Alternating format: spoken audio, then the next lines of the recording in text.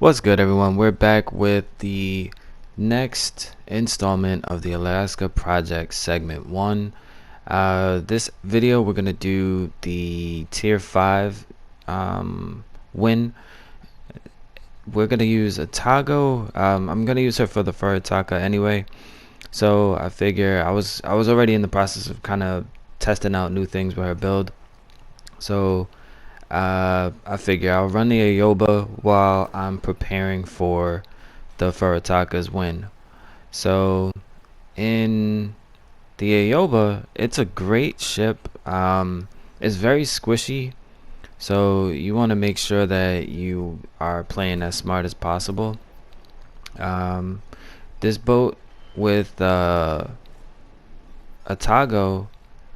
has a 25% fire chance, and this video actually is one of the best fire successes that I've had with this ship.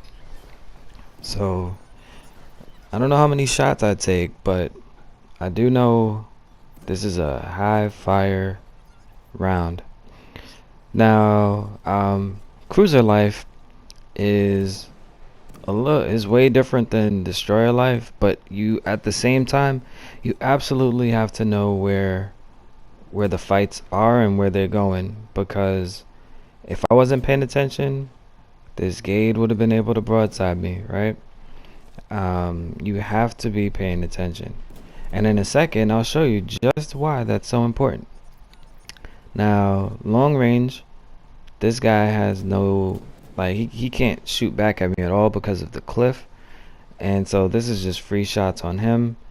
They have a Fubuki still out there, but he's stealthy, so he's already invisible to me. This is an absolute no-no. Like, I know this battleship is having a shootout. At least he just fired, so I know I have a few seconds. However, this could have easily been the end of my match right there. And I like showing you guys those things because it's, if I only show you the highlights, you won't realize how many you make errors like everybody else. Everyone makes errors. That could have sent me right back to port.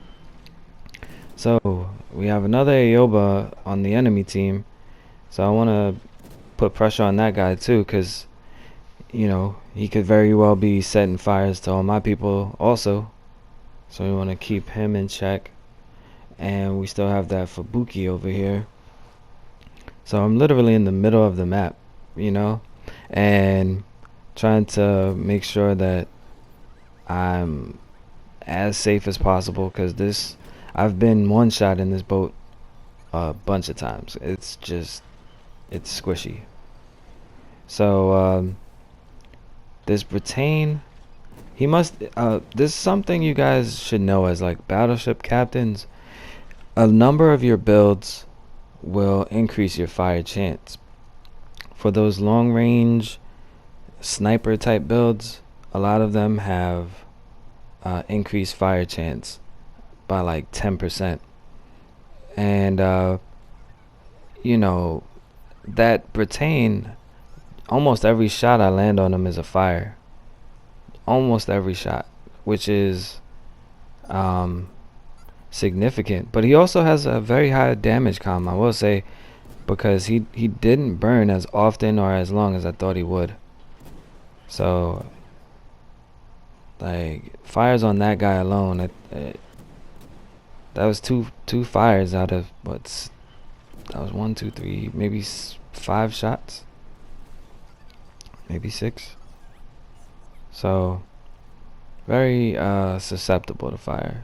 Oh, that guy got knocked out. Alright, so now it's just the Fubuki left, and I expect these boats to be more agile than anything, because you have to be able to dodge shots, because you will get shot at if you keep putting people on fire.